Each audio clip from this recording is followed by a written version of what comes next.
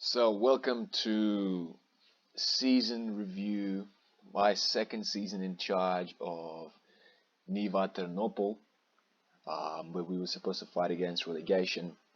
So, when I took over the team last season, um, this club was actually promoted from the second league. So, our whole goal was just to survive in the first league and not get relegated. But we happened to have slipped into third right towards the end of the season and gained promotion to the Ukrainian Premier League. So that was a bit of a surprise. My whole goal for that season was just to hang in there, start to build a new team, wait till the current contract runs out, clear those guys up, and start to build a team for the future. But we ended up doing pretty well, mainly because of our form form at home. So if I look at that season,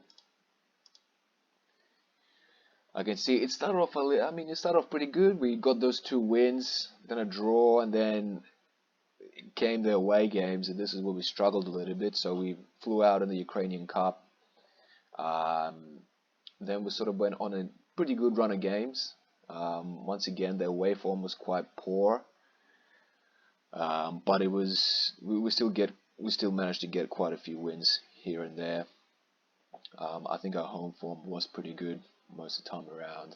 There was only that's a friendly game, but we were going pretty well. I'd say upper mid-table up until the end of season break, and then we had a pretty good run leading up to the end of the season. And I mean, this is the thing that got us over the line. First, it looked like we were going to miss out on promotion, but then the third place team, they managed to drop a few points, and we managed to jump them. And I think towards the end here is when we got that win, and then we got the few wins before that. So we managed to make it through. Third place, promoted to Premier League. So with this club, it is a fairly new club. It seems like they started in about 2017, so fairly new squad. Not a lot of a history. Fairly weak compared to most of the other Premier League teams. So let's have a look. How did we go in Premier League this year? And we finished 12th, which I'm happy with because we were last around the start of the season, and then I sort of made a few tactical changes, brought some new players in, and that happened to turn the tide for us a little bit and get us out of that relegation zone, and then we sort of achieved safety towards the end. So Shakhtar won this season. Shakhtar and Dynamo Kiev were killing it this season. Every time I played them, they absolutely destroyed me. So if we look at how the season went, so first we started off and we were just losing. Then came the Ukrainian Cup, and luckily we played I believe this is a semi-professional team. So easy win for us, 6-1.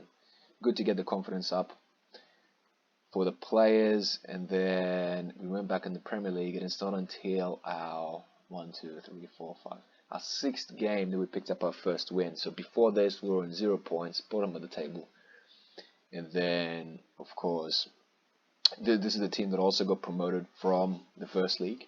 So it was one of the easy games that we needed to win, and we did. Dynamo Kiev lost there, but 2-3 is a respectable scoreline, and then once again came the Ukrainian Cup. First round, we won that as well against a professional team this time, who are in the second league.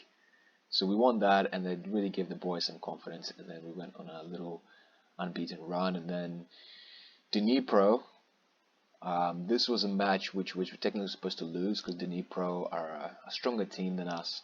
But we made it to the penalties, and through penalties, our keeper made a fantastic save, and then all of our first 5 takers put their penalties away. So we made it through there, and then of course their wave form after that tended to drop. So, and then of course Olympic D. So this is the team that got relegated this season. So they came last.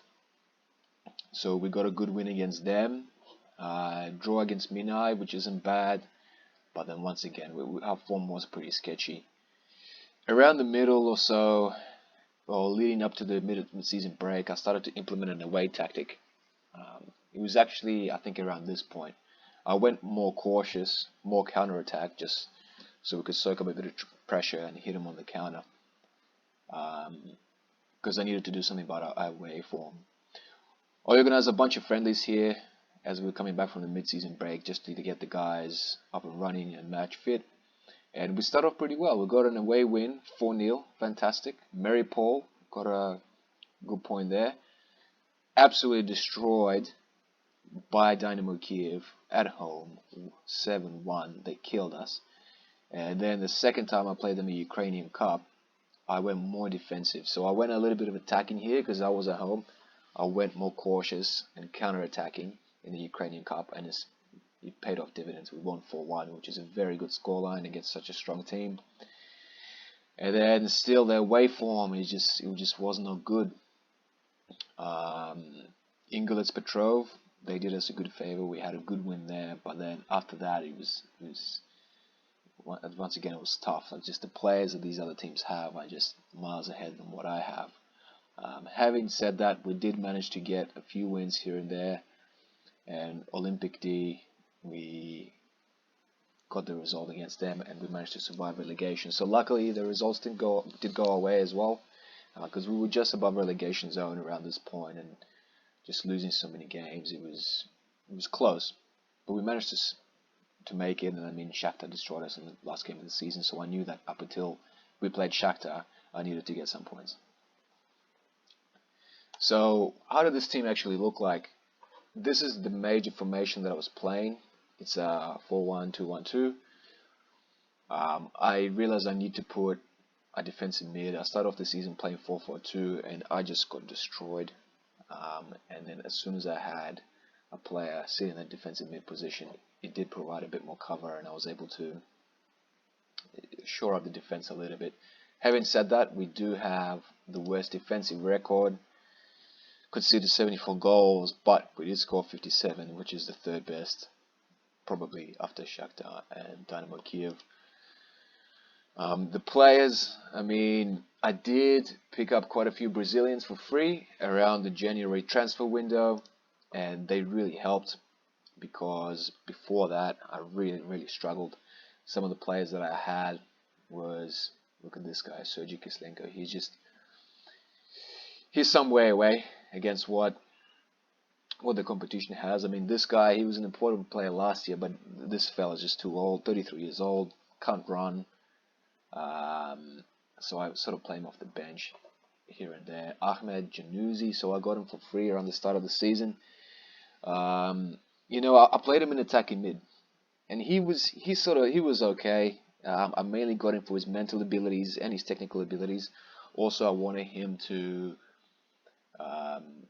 coach the youngsters, so I created a mentoring group for the forwards, and that was part of the reason of getting him in there. I didn't expect him to be a big game changer, but he did perform pretty well. He did manage to get 5 goals, and he got about 5 assists, I believe. My top performers, so Myron Bidney, he was a player that I started with last year, so he's actually quite good. He's quick, and he can finish. So when I say quite good, he's quite good for lower leagues. But of course, if you compare him to the other players, say Dynamo Kiev, Shakhtar, the players that they have, this guy doesn't compare. But for a lower league team, he was actually quite fantastic. Last season, he scored quite a lot of goals.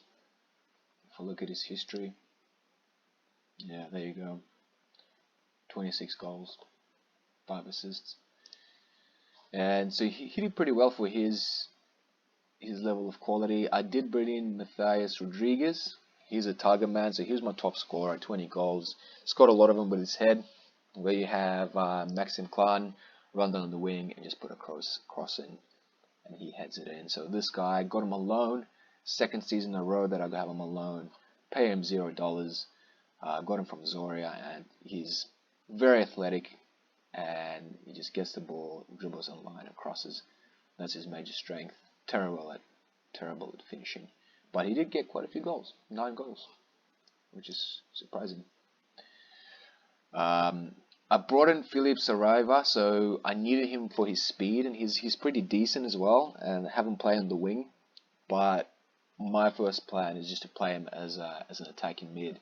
Unfortunately, a game in, he gets injured for about a month, so I lost him. I didn't actually get to use him, and he came around the January transfer window, and then after he was lost for a month, I'm like, oh crap, well, back to Januzzi.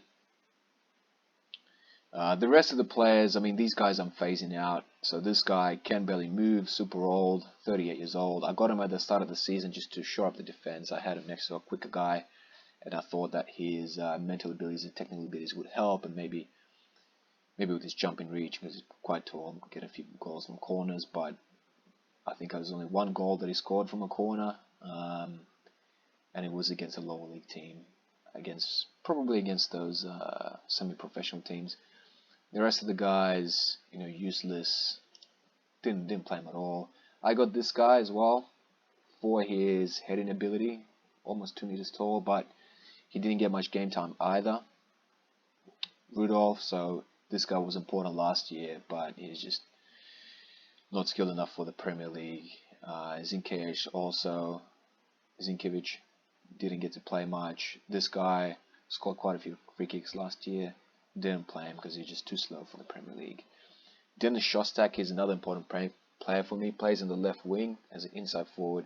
But the issue that I had is both my wingers on the left, they're right-footed, so they cut inside, and I find that they tend to just block the space up where we got the attacking mid and we got the two strikers. I prefer them to be a winger, like with Klein. It works quite well. He just bombs down the wing. He's got Soldat supporting him on the inside. But here, I guess I tried to get this guy to come inside so I can have Matthias Rodriguez go down the line and put a cross in. That was the plan.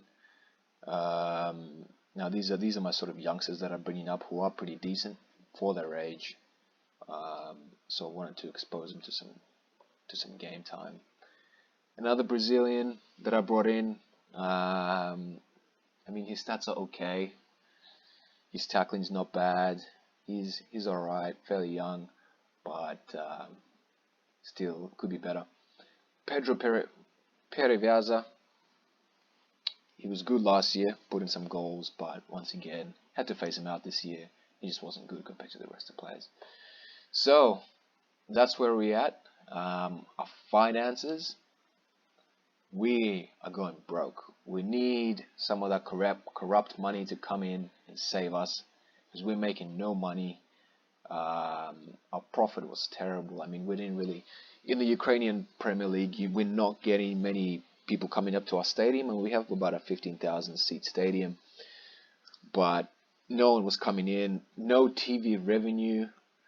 Season tickets, only $5,000.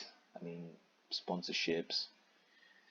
So a lot of investments, a lot of things needed from the board to just put the money in. So get the corrupt Ukrainian money in there and keeping us alive, because without it, we can't sustain ourselves. But you run fundraising events to make money. So we're a bit of a financial trouble. Our facilities are pretty shit, terrible facilities, and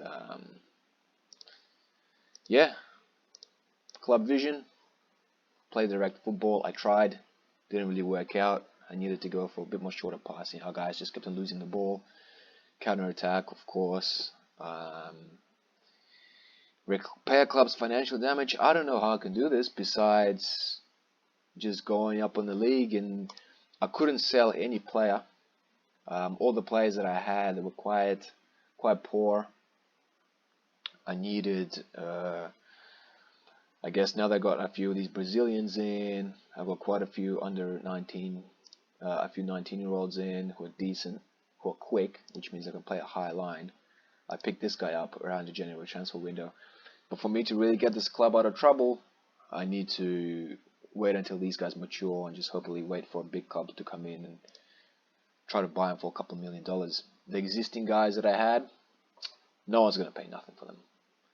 They're just not good enough.